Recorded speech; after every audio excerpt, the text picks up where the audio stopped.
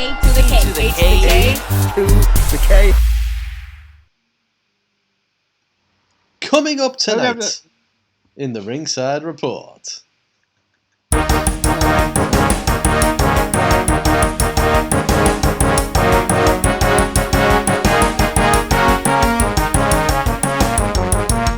Johnny Gargano and Kyle O'Reilly set to leave WWE. WWE released new merchandise for The Fiend Bray Wyatt. Elias reportedly spotted backstage with a brand new look. WWE planning to make Day 1 a top annual pay-per-view. AEW's Jade Cargill, the latest to deactivate their Twitter account. Mark Henry gives an update on his in-ring future. Drew McIntyre wants a brutal match with Tyson Fury. Isaiah Swerve Scott fuels AEW rumours after hanging out with Malakai Black. Buff Bagwell trying to return to WWE. Freddie Prinze JR speaks on his heat with Triple H. And breaking news, Jeff Hardy has been released by WWE. So, Anthony, when's all that coming up? It's all coming up, Carl. Right fucking now. Oh, yes, it is. So, let's kick off with the very first one. Talking about Johnny Gargano and Kyle O'Reilly potentially being set to leave WWE. So, after NXT War Games, we were kind of under the impression that was going to be the end for Johnny Gargano, and also Kyle O'Reilly's contract has been said to be coming up as well at the same time. So Gargano was able to cut a promo on NXT that basically ended up in him being beaten up by some other guy.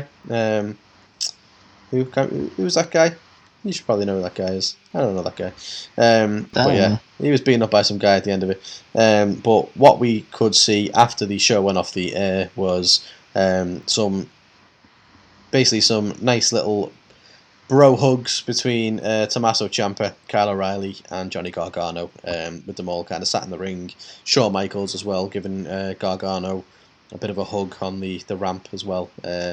Ultimately, leading many people to assume that this may be the end for the pair of them in NXT for the foreseeable future. So I think with Gargano, obviously Candice LeRae heavily pregnant. I think he has gone on record to say he doesn't want to be, away from his kid once he's had his kid. So that would make sense if he's just taking a bit of a short break to kind of go and be a dad for a bit. Kyle O'Reilly, on the other hand, it seems like he was offered a contract and didn't sign it. Let me guess, he pulled a face in it. Probably. He pulls a face a lot of things. Yeah. But people love him, though, for that, for some reason. I hope they keep him. I don't want to see him in AEW. Oh, God, I don't either, to be fair. But yeah, he's one that I don't get it, to be fair. But I'd love to see Gargano. He's obviously an excellent talent. I think he could do really well. Do some good stuff with Adam Cole and stuff. I think people are just like, they want Kyle O'Reilly because they want the Undisputed Era back, basically. Yeah, well, Bobby Fish and Cole are there, so yeah, maybe. But yeah, so what do you think? Are they both done with NXT? Are they both destined for other companies? Some people have floated the potential idea that they're not actually, leaving WWE. It just means that they're going up to the main roster. I mean, that is a fair point. I think the best thing for Kyle O'Reilly, and I'm not just saying this because I'm not a fan, is actually NXT. Because I think NXT, because of the way they've done things at the minute, we've actually got a lot less veterans there now, especially if Gargano goes. And I think he needs to sort of move to that tier of like, an OG NXT guy for all his new up-and-coming talent. And I think that's the best position for him. I wouldn't want to see him on the main roster in WWE. I don't think that's the position for him yet, especially there's a lot going on in the main roster that's like, there's a lot of people on the main roster that aren't doing much, basically. If you haven't got much for Drew McIntyre, what chance has Kyle O'Reilly got? Do you know what I mean? So yeah.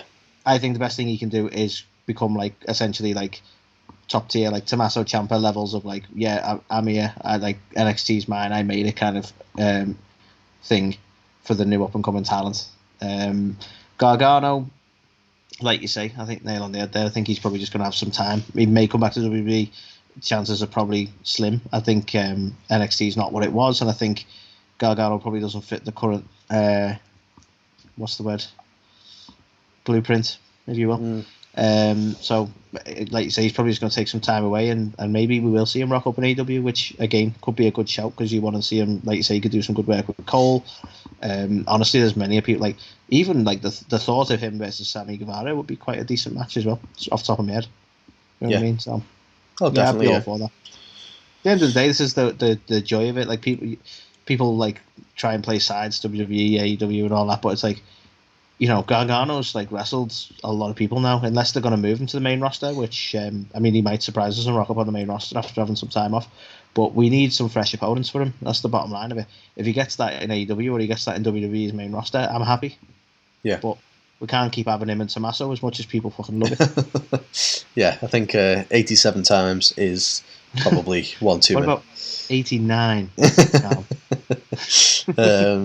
So no one knows fully at this point, but it looks like we won't be seeing them in NXT, at least in the immediate future. So what their futures hold is up in the air. But yeah, I wonder where we'll see them in the future. I wonder where. So the next one I've got, Carl, a fairly quick one. It's just more like, what's going on here? So we all know the Fiend, Bray Wyatt, was released from WWE some months ago. In fact, his 90-day non-compete was up on the 29th of October, I believe. So it's been a fair bit. We're being told he's currently got a horror movie that he's working on. He's got, apologies, I think it was WrestleCon 22 booked. So we know he's got like an appearance at a wrestling convention in the near future. But by all accounts, he has left WWE, and that's as we understand it. But you may recall a few weeks back, WWE released I think it was a Christmas jumper with the Fiend on, and you go, okay, maybe they already had that planned, or maybe they're just getting rid of some merch they already had. But we've had it again quite recently now, and they've released a holiday pop vinyl, the Funko Pop vinyl figures, which is a Christmas themed Fiend that glows in the dark, if you're interested, by the way, fitted with a little Santa hat. So it's again like they seem to continue to release merch for the Fiend, which they probably still own copyright wise. But yeah. I don't know. Like, is this a sign that maybe he's not gone? Seems weird to keep promoting a character that you don't have anymore. Yeah, I think that, to your point, I think they own the Fiend character, so they know it's super marketable. It was the top merch seller, but if you believe that? We'll keep selling the merch because it sells, but we're not keeping the guy.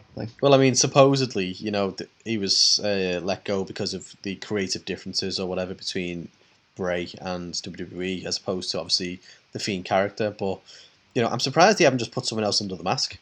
If I'm perfectly honest, it wouldn't be the first time we've seen that attempted. Well, exactly. And I was utterly convinced that it wasn't Bray under the mask when he burnt him. Everybody was, weren't they? Everyone was like, it was Bo and all this kind of stuff, and apparently it was just him the whole time. And everybody was just massively that never turned into anything. So they just covered up his entire upper torso, not to hide tattoos because it was a different person. Apparently they just did it. Exactly. But I mean, now that they've already debuted that costume as well, it's not like it would raise any concerns or questions, because it would just be bring him back like that, and you'd have under someone else playing him. So, but yeah, I think he is done with WWE, but they just like to make money, and they know that the Fiend translates to money, so they're still going to do it in spite of his release. How fiendish of them.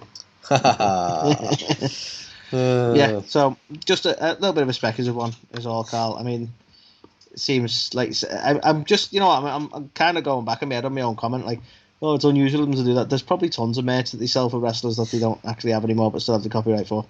Well, they were just bringing out a Scarlet Bordeaux figure. Like that's coming out soon. Obviously, she's gone. So it's like the third or fourth figure of hers that's coming out, and she's like, not bad having 3 or 4 figures for someone who hasn't wrestled in the entire time they were WWE. So, I know it. That's quite funny though, to be fair. Yeah. Didn't have a single match. Yeah. Madness. But when it comes to the Fiend, I guess it's let me in to your wallet, and spend the money. Indeed. So the next one to talk about. So you may remember last week on the show we spoke about Elias potentially having a new gimmick being shot down because Vince supposedly felt he resembled the Macho Man too closely. So Ringside News I can see that.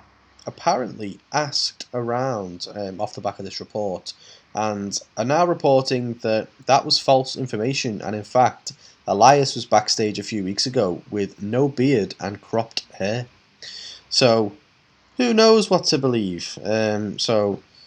Yeah, I've gone back, and anyone who's on YouTube can view this wonder. I've managed to find a picture of Elias where he hasn't got a massively full beard, and all I'm going to say is, I hope he hasn't shaved off his beard. So, Nice. yeah. Who knows? I guess our ringside news basically accurate. Have they asked around and got it right, or was the original report correct? Who knows? But at the end of the day, they have seemingly killed off the Elias character, but they haven't brought him back under any other guise. So, yeah, I just want to see him back. I'm a big fan of Elias, to be fair. So, Yeah. And you always were willing to work with him, weren't you, to be fair? yeah, anywhere he wanted to go. Happy there. Yeah. But no, like you say, talented guy. He's not yet been released, so hopefully we'll see him back soon. Definitely. Exactly. Mm-hmm. So next one, Carl, right? And I'm interested to know how you feel about this, right? So WWE introducing Day 1, which is actually going to be debuting on January the 1st, 2021. So this 2022. is like 2022. Well, Years. I'm just going to point it out now. Wrestling Inc., whose news article I was using for this information, said 2021. Ooh, Anyway. named and Shane Wrestling Inc. Typo aside. It's going to debut in January 2022, Carl, and it's going to be the first pay-per-view event of the year, obviously. And they're set for it to be a sort of major pay-per-view, one of their big pay-per-views, to the point that they're using this pay-per-view and they're I suppose selling it on the back of Roman versus Brock. Mm-hmm. So that to me is an indicator that they want it to be a big thing. But what I want to know, because you're a retro kind of guy, Carl. You've been with WWE for a while now. This is now going to basically take the place of the Royal Rumble. The Royal Rumble's still going to happen, but the Royal Rumble's mantle of being the start of the road to WrestleMania could be in jeopardy here, because Day 1 could be the start of the road to WrestleMania. How do you feel about that? Yeah, it's an interesting one. So I think historically, pay-per-views in December don't do very well for WWE. It's obviously the holiday season. People have got less, disposable cash because they're buying presents and stuff with it. So typically they don't really do that well. So I think this is supposedly come directly from Nick Khan as a way to say, well, okay, let's launch this brand new pay-per-view and make it the big kind of way to kick off WWE's new year, essentially. Don't call it New Year's Revolution or something cool. Just call it Day 1. They're going to call it Day 1 so the Usos can milk the fuck out of it. Yeah, we've been down since. So, yeah, I don't know. I don't think it's necessarily... I've never been bothered about Royal Rumble being the start of the road to WrestleMania. I just think, the Royal Rumble should still exist to be, this is the person who's going to face the champion at WrestleMania. So as long as that doesn't change, I'm not too bothered. I think the reason it might have a bit of an impact on the Royal Rumble is we're either not going to get Roman and Brock at the Rumble, or we're going to get a Roman and Brock rematch at the Rumble.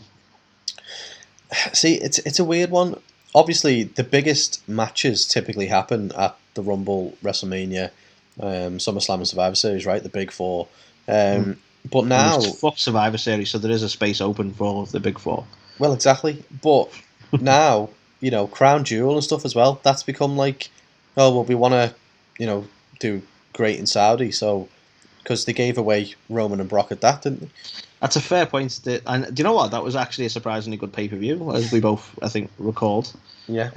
On our review of that particular pay-per-view.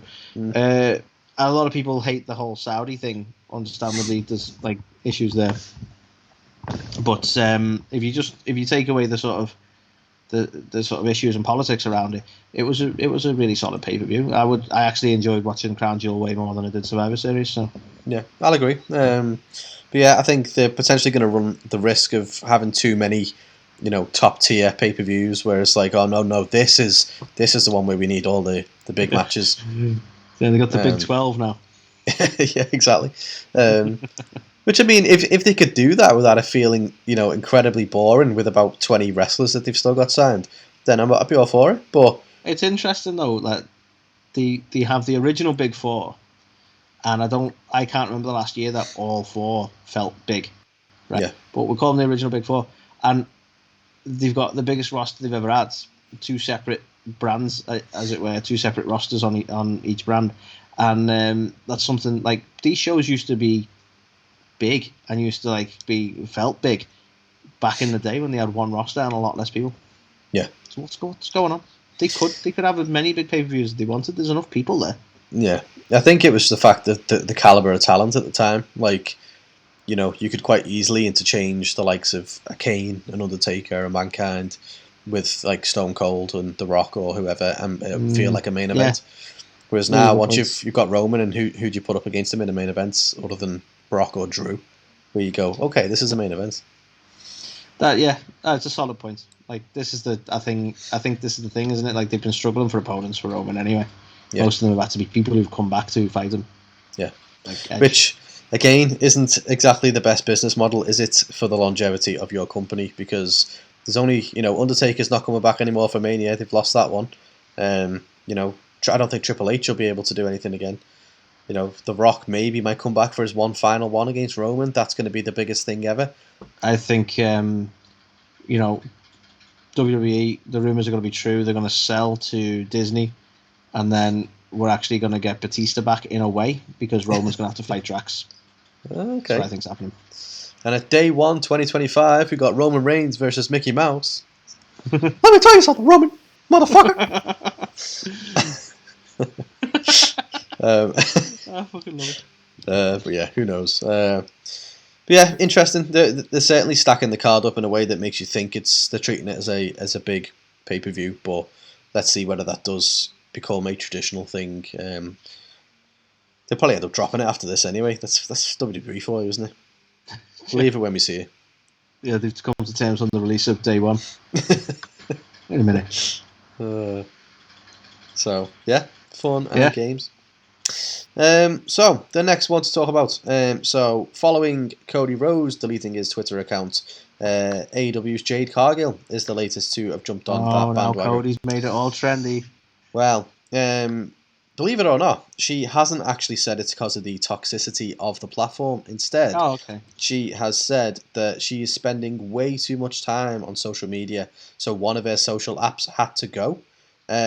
She then said that the decision to retain her Instagram account was easy since she makes money through that platform.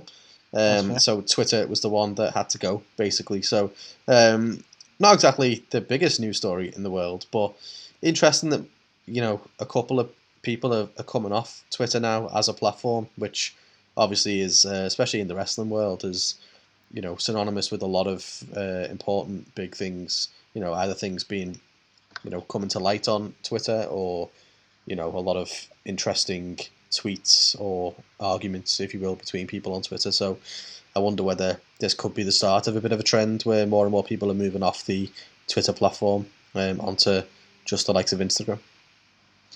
Honestly, I think from our use of social media, Instagram seems to fare better. Do you know what I mean? Twitter can be... I get why a lot of wrestlers are wanting to leave Twitter, because it can be a very negative place, even when you're not famous. So. Yeah. I think it's one of those, isn't it, with Twitter? I think people that tend to do really well on there, and I'm speaking very broadly, is people who try and, ruffle a few feathers and have a bit of a controversial discussion about something. Tends to be those threads that tend to do quite well on there, where I guess that's not really something that we're about as such, but obviously we are on Twitter. We're also going to stay on Twitter, but typically we'll just be posting news updates or links to the show and things like that, as opposed to engaging in discussions or debates and the like. But to those out there who do retweet our stuff and like our stuff, we do thoroughly appreciate it on Twitter as well. So cheers for that. But yeah, interesting to see how the rest of the wrestling world handles Twitter going forward over the coming months. I mean, I wasn't surprised with Cody. Social media is as overproduced as his wrestling work. I mean, to be fair, I don't know. I think it's nice the fact he gave his Twitter account to the outreach program. So he's still a face to me. I'm trying not to like him, and he does shit like that. I'm trying not to. And in itself, is fucking actively trying. Fuck's sake, Cody. Stop being so nice. I kid, of course. So my next one, Carl. Mark Henry. Mm-hmm. Old Marcus Henry. So there's been some recently as to whether we're going to see him back in the ring at any point. I think this span from basically there was an intent of him having one more match with WWE back in the day. I think before he signed with AEW, and he was speaking with Booker T and whatever show Booker T does, he mentioned that he wanted to have and he's even gone as far in this recent sort of interview, he's gone as far as to explain that it was originally, I don't know how far in the developmental process, but obviously the last time we saw him was in the Royal Rumble or the Greatest Royal Rumble. I can't remember the last time we saw him. One of the Royal Rumbles. And he had a back and forth with Braun Strowman. Obviously, Braun, it must have been the Greatest Royal Rumble because I think that was the one Braun won. But ultimately, he's saying that if he'd have had his retirement match, it was actually the original plan or the initial thought was going to be to have that against Braun Strowman in WWE. So obviously, this has led to like the question. You know, he's in AEW, he's working for AEW. Are we going to see him back in the ring? And his response was simply a bit of laughter, and then he said, "You've made me laugh. I'm not getting back in there. If somebody hits me, I'm calling the police." So it seems fairly conclusive that he doesn't intend on having another match. I mean, I hate to be this guy, but you do wonder, is that a bit of a red herring so that when he does get back in the ring, it's more shocking? Maybe. They were alluding to potentially having Big Show and Mark Henry as like a final match kind of thing, weren't they? So I know them two are really good mates in real life. So it'd be a nice little fitting end for the pair of their careers if they do decide to go down that route. So maybe if Big Show asked for it, that could be, something Henry would do, and they could both have their last match together. But yeah, I think for me, like I could totally understand if he doesn't want to have another match. Now, if he wants to get involved and do another spot or two or whatever, there's many ways you can be involved and sort of not be in the match. Do you know what I mean? Like, look at when we saw Bret Hart come back and he was there to be tagged and he could have a couple of moments, but he weren't actually having a match. Do you know what I mean? There are ways to do these things, but yeah, I totally get why you wouldn't want to sort of get back in the ring. I think he's very firmly retired at this point. But again, you never know. You never know, Carl. No. It's an addictive thing. The old. I think it's one of them as well, and no disrespect to either him or Big Show, but I don't think it's the right thing for AEW to pull on that kind of match anyway. No. It just doesn't need to happen, does it? I think they're trying to shift their focus onto, the growing their own talent and the youth as well, aren't they, really? So I know they brought in the likes of Punk and Danielson and Christian and people like that, but they've literally come in to elevate these younger stars and turn them into, they're very heavily pushing the four pillars at the moment of the four originals, and now obviously Britt Baker's overtaken MJF, which is hilarious. And rightly so. Yeah. But no, I don't think it's gonna happen. But if they did do it, I think maybe Big Show and Mark Henry potentially both their final matches together. But yeah, if he's saying no, then I guess he's made up his mind.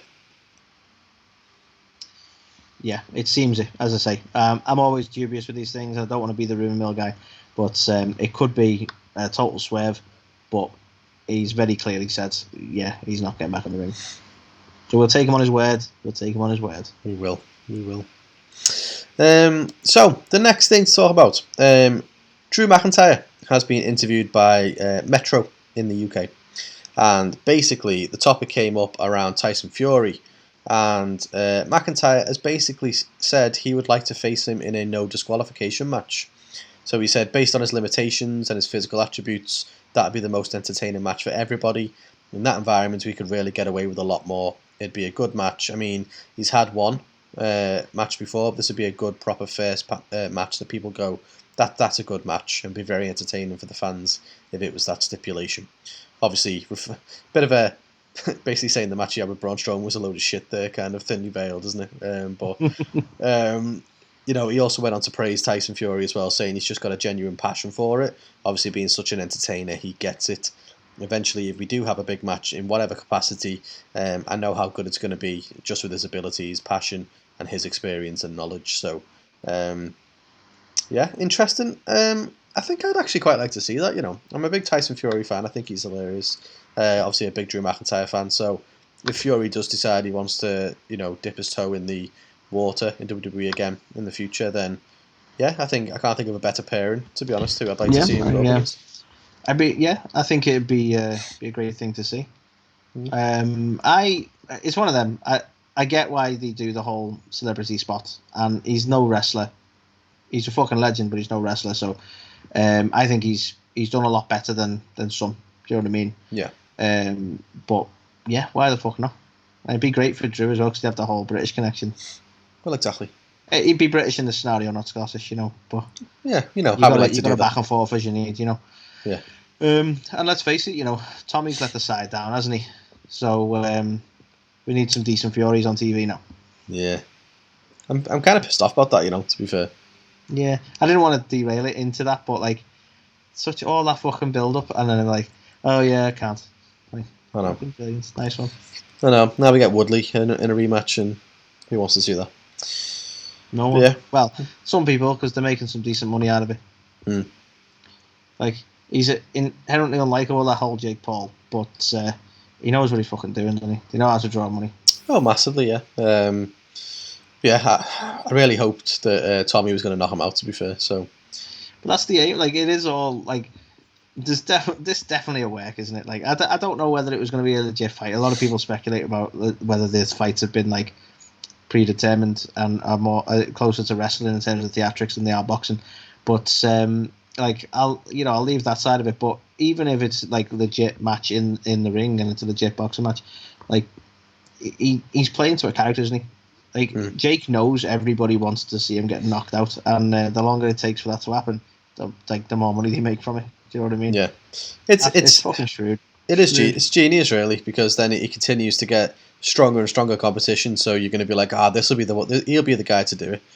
He'll be the guy to do it. Eventually, he's up at fucking, don't know. You'll have Tyson next. Yeah, it's what, Muhammad Ali? What? How'd that even happen? Yeah. Sorry, I probably should have said that.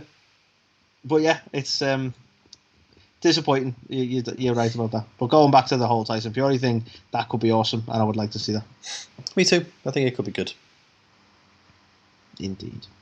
So, Carl, my next one, again, another bit of a speculation, but I think rightly so. So we recently saw the release of Isaiah Swerve Scott, whatever you want to call him.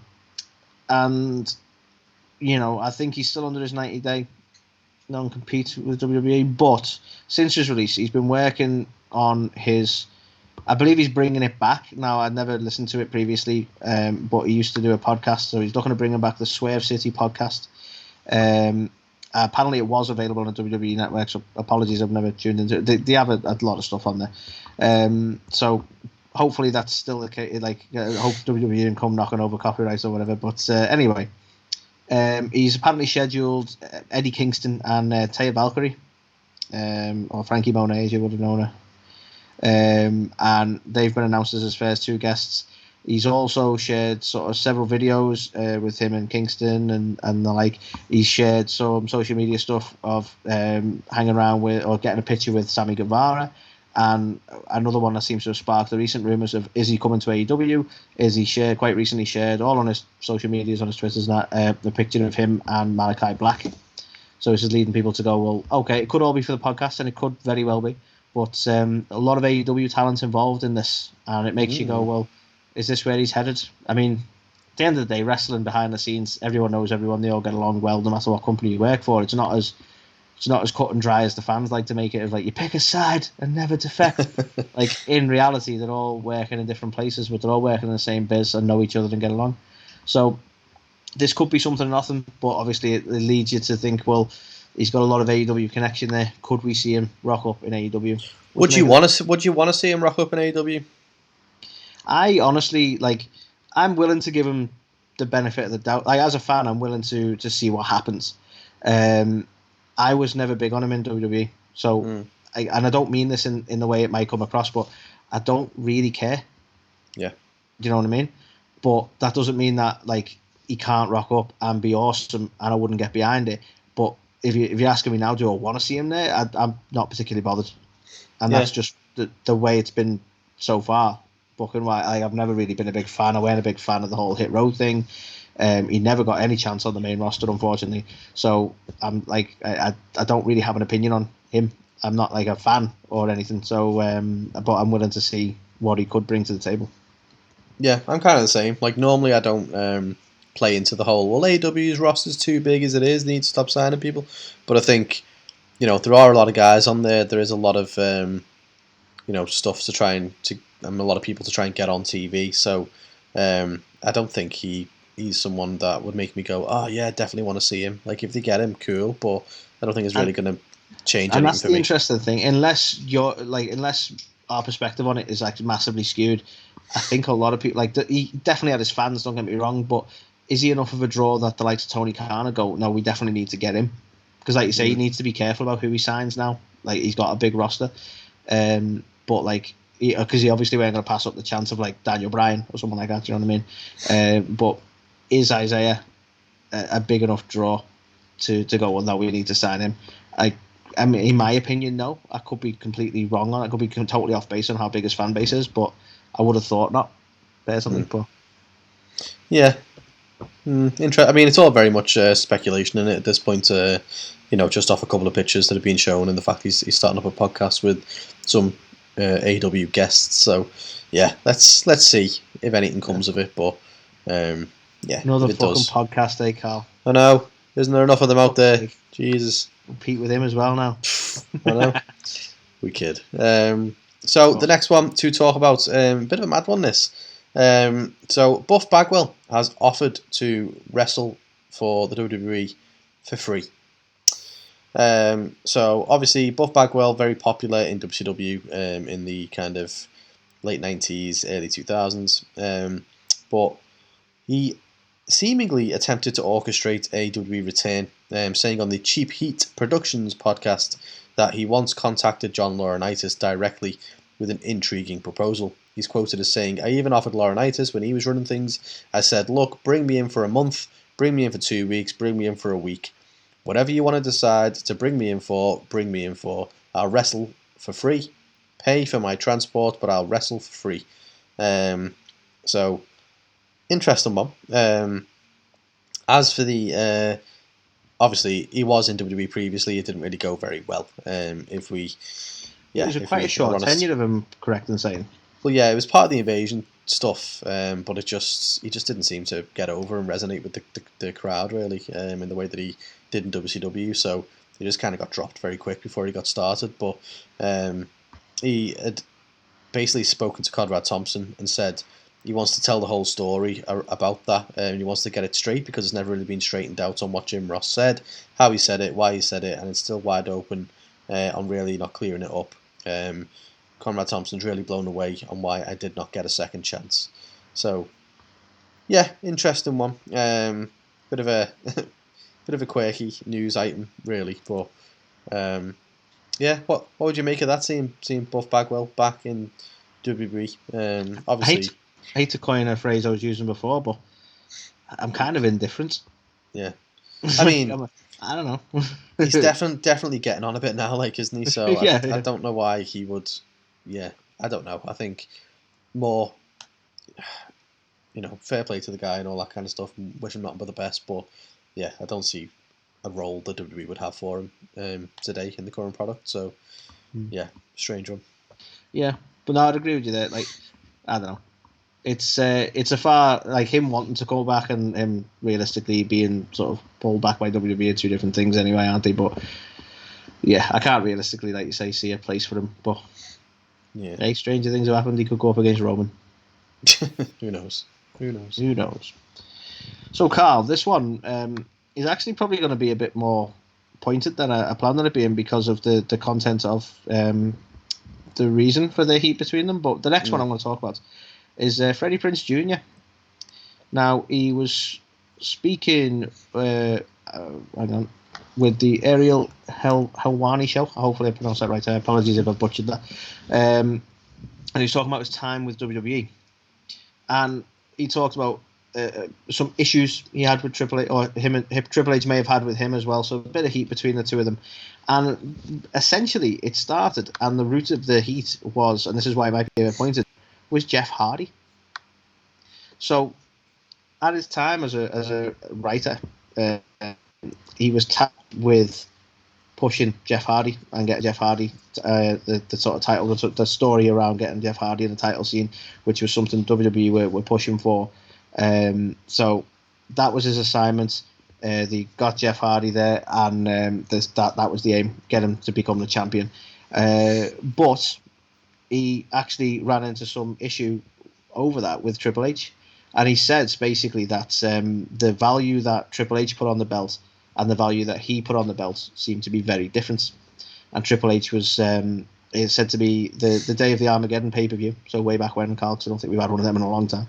No. Triple H, he said, the way Freddie puts it, I'm paraphrasing, the whole article is on WrestlingInc.com if anyone's interested.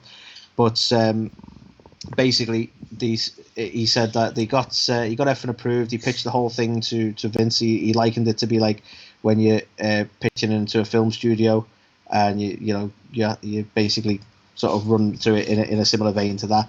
And Vince was all for it. He said Kevin Dunn wasn't nuts about it, but Bruce Pritchard was on board.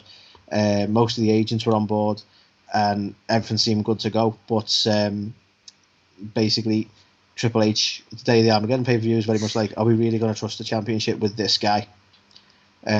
Which, again, a little bit pointy, because we know, obviously, the relationship Jeff has had with WWE in the past, and obviously, very recently, what's gone on with the company as well. And we're not, it's all speculative why Jeff's been released, but there's been a few things said quite recently, which we will get onto.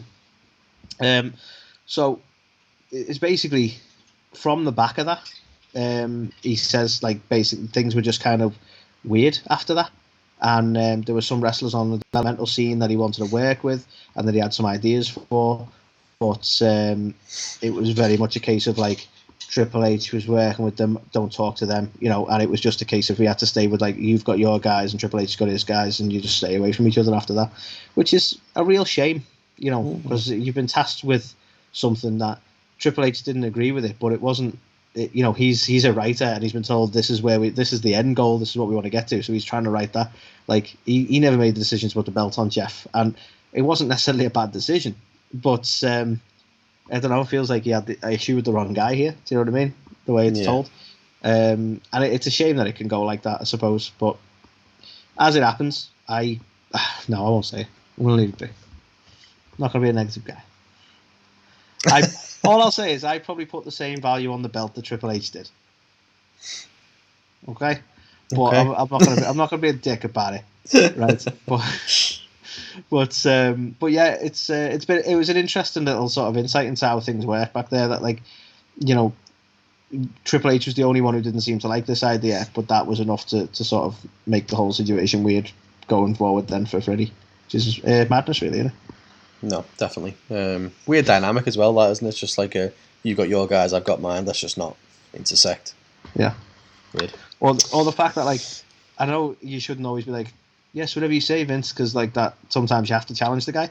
But like Vince was totally on board with it, and Triple H is like, nah, it's a stupid idea. Don't we really gonna trust about this guy? It's like, well, the guy who pays everyone here is said to do it, so we're doing it. Kind of has to happen. Yeah. But yeah, interesting one to say the least. And as I say, full article is on WrestlingInc.com, guys. If you want to read the full thing, I have just paraphrased so we can discuss it between ourselves. Absolutely. So on to the breaking news then, Anthony, the final piece of news for the Ringside Report this week.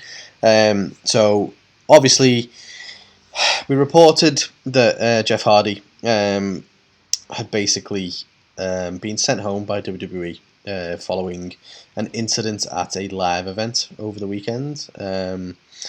He was basically in a mixed tag match, not a mixed tag match, no, he was in a, I think it was a 3v3 match. It was him, Drew McIntyre, and I want to say Xavier Woods taking on Roman Reigns and the Usos. And basically there was a point in the match where Jeff was in the match and Drew got the hot tag, and then Jeff just kind of rolled out the ring, jumped over the barricade, and just kind of walked through the crowd and left the match. So it was then reported he was sent home following that. So a lot of speculation happened off the back of all those reports. But then, today it was reported first by Sean Ross Sapp of Fightful.com that Jeff had been released today by WWE. He did follow that up to say that he had asked around, and basically Jeff was offered to go into a rehab facility paid for by WWE, an offer which he declined, and that subsequently led to his release. So it's one of those, I think. That second comment there basically tells you why he was released, doesn't it? And it's one of those, this is coming from Sean Ross Sapp. It's not gospel. It's not coming from Jeff. It's not coming from WWE. So, we can't say this is the gospel facts of it all. But obviously, I think it's fairly conclusive he's been released now. But the thing is, though, Sean Ross Sapp usually, he does have his insiders, doesn't he? He's usually on the money with stuff, isn't he? I think a big part of me when I found out that he'd been sent home, I really wanted it to be something else. Like, obviously, we joked on Instagram. I think we had comments of somebody saying, he had stomach pains or something like that, and I was like, oh, hopefully it's just a bad case of the shits. Hopefully it was just nothing related to his storied kind of. I know, because he's had his demons and he's been so up and down over the years, and I don't know. He's been very open about it. I think you mentioned to me he'd been quite recently on the Broken Skull sessions talking about it as well. That's what's so jarring. He explicitly spoke about Victory Road, and this is the first time I've heard him comment on that. Obviously, the very famed match between him and Sting, where he went out there completely, off his face, unfortunately, on Somers, I think it was. And then, they had to call an audible with Bischoff and Sting and basically just finish the match after 10 seconds. So and you can see it in the match. It's a uncomfortable match to watch, actually.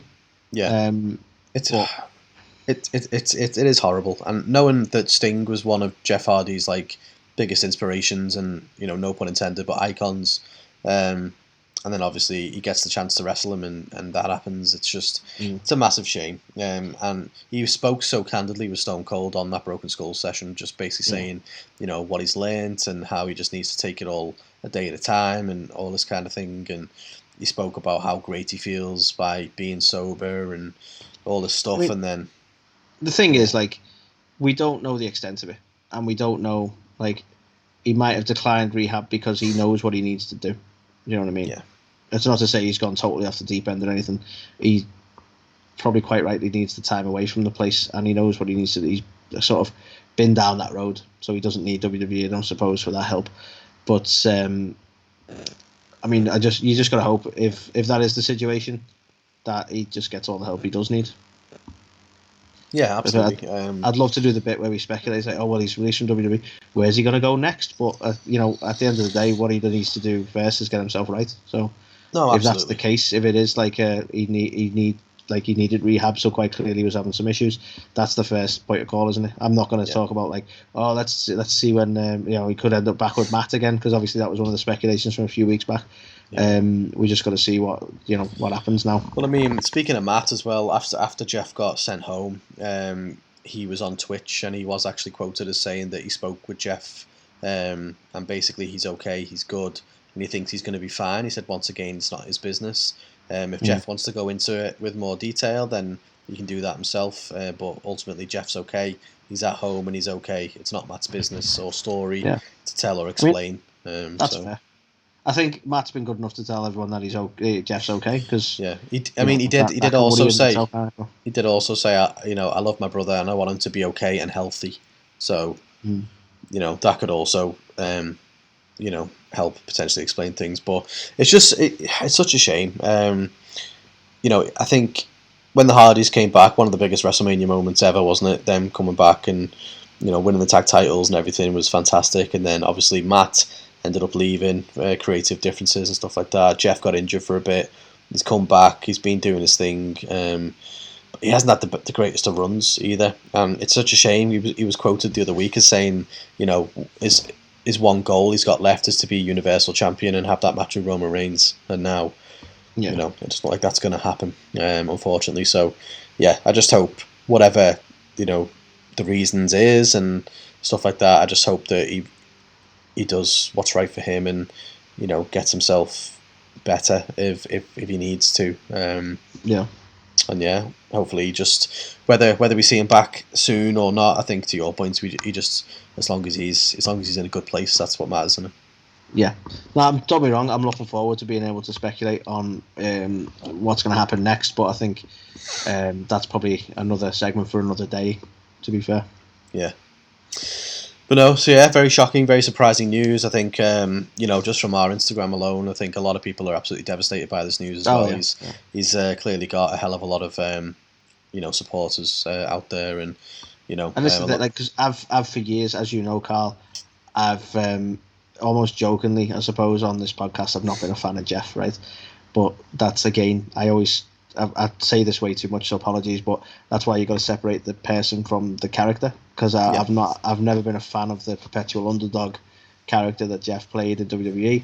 That's not to say I have anything against Jeff Hardy. Do you know what I mean? And I'll make that clear at this, but not that anyone cares what I think of him. But I'll just make that point now because, you don't want to see anyone in a bad spot, and like you say, just hope everything's all right, and hope he does get the help he needs if he needs it. Yeah, definitely. Bit of a somber one to end the news on this week, but yeah, breaking news. Obviously, literally just happened a couple of hours ago. So, indeed. Hopefully we get to learn a little bit more about the situation and about his health, and hopefully he's okay. So that's the main thing. But that was this Ringside Report. This Ringside Report. That was this Ringside Report, not This Week in Wrestling. We just did that one. So another interesting week. A lot of news going on out there at the moment in the wrestling world. Join us for our unique segment this week, where we'll be talking about our visit to Wales Comic Con. We'll get to talk to you a little bit about how we found that. Also, didn't say it on This Week in Wrestling, so I'll say it now. We're on Pro Wrestling Tees, guys, if you didn't know this already. So if you're on YouTube, you'll see the graphics have been updated now, so it always tells you that we're on Pro Wrestling Tees. But yeah, go and check it out. Got 4 pretty cool t-shirts on there, maybe a couple more coming down the line. But yeah. Probably a bit late for bringing a Christmas one out. Yeah, probably. To be fair. I really love our new logo, our festive logo. Just thrown out there. Just saying. And we'll have to try and do more of that. Maybe for Halloween and for Easter and stuff like that. Just have a bit of fun with it, Just have a bit of fun with it, guys. Yeah, just be like Google. Oh, no, now you got me thinking. But no, yeah. So if you haven't checked out This Week in Wrestling, go and do that now. And yeah, make sure you also go and check out our thoughts on Wales Comic Con, which is coming up in a segment in just a sec. So until then, here is the one and only wonderful Georgia Smith to say goodbye. Hey guys, it's Georgia Smith here, and you've heard me on A2theK. These guys are awesome. Check it out. A2theK. A2theK.